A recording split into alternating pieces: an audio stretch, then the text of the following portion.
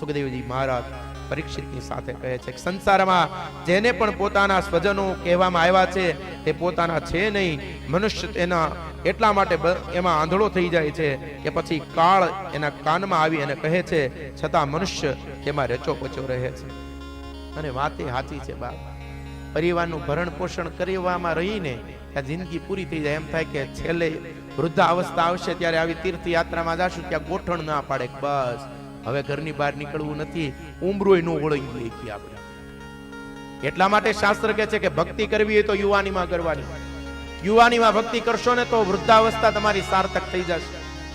યુવાનીમાં ભક્તિ કરો તમે, અને યુવાનીમાં તમે વાવશો ભક્તિને તમારા જીવનની અંદર, એટલે વૃદ્ધાવસ્થામાં કામ લાગશે.